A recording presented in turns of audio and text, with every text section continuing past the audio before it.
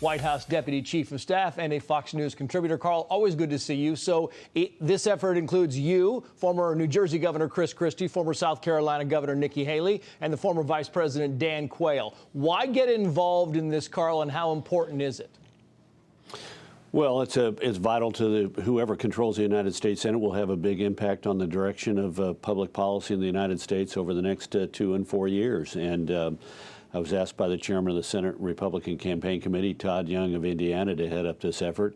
Mine's more of managerial responsibility, and we'll be announcing the state chairs and the bundlers and the honorary chairs and the national leadership of this effort here in coming days. But we're rapidly trying to pull together a nationwide organization to help do in a matter of 7 weeks what takes most campaigns a couple of years to get done, and that is raise money from across the country to fund these vital races. And is that the deal? Is that, you know that Democrats, a lot of political analysts have said the money flowing into Georgia will be unprecedented over the next several weeks, and Democrats have got a pretty good start on this thing. Is that part of the equation here, Karl, is that you believe you might be a little bit behind going in?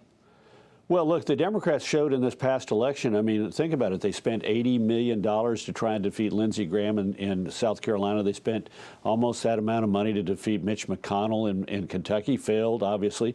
One guy in California, a wealthy Silicon Valley type, put $28 million into Texas in the last couple of weeks to try and defeat Senator John Cornyn.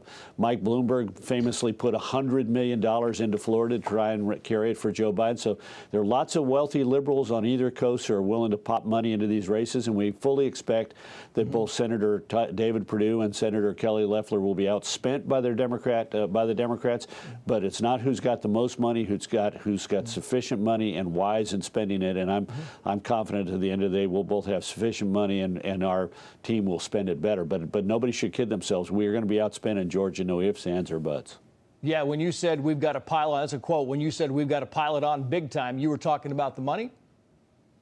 Yeah, and also the ground game. I mean, we've got to get out the vote, and I know that both candidates, I've talked to their teams, both candidates are keenly aware of this. They're volunteers now today knocking on doors in Georgia. They've got a gigantic get out the vote operation, but we've got to put every bit of energy and effort into it to win this race, to win these races and come out the victors and be in the majority in the Senate by a slim 52-48 margin.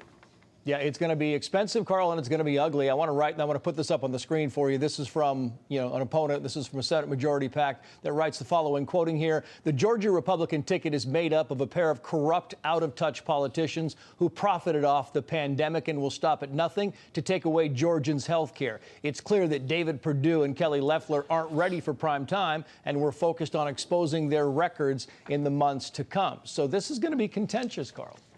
Oh, yeah, absolutely. Look, both of these people have been cleared by the Senate Ethics Commission of having done anything wrong. They did everything right in handling their financial affairs. Been cleared by a bipartisan committee on a unanimous vote. But this is the kind of trash that's going to be coming their way, and we ought to be prepared for it. If you can't talk about the issues, if your party represents sort of taking over government and takeover of health care and gigantic tax increases and the Green New Deal and ending, raising utility bills and raising costs for driving your car, you don't have much to talk about. So go throw a bunch of mud on the Republicans, and we expect that to happen each and every day in the 40-some-odd days remaining.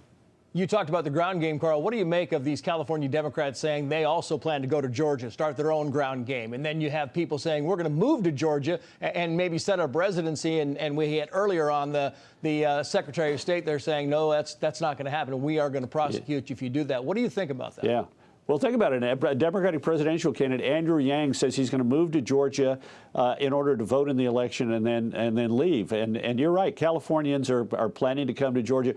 I recommend to your viewers, enter your browser, enter Washington Post TikTok guy, Georgia, and you will see a video that a California Democrat has put up of him calling supposedly a voter in Georgia with a fake Georgia accent and calling him on a Sunday to get him to vote for Warnock and Ossoff, the two Democratic candidates. And then after he's hanging up, having his West Coast voice back again. It's very funny, but it's an indicative of how condescending and elitist these California Democrats Democrats seem to be about the people of Georgia. They need the good helping hand of a Georgian, of a California liberal in order to help them vote right. But I recommend it to you. Washington Post, TikTok guy, Georgia. It's indicative of what the attitude is of these Californians who are coming to Georgia to help save them from voting for Republicans.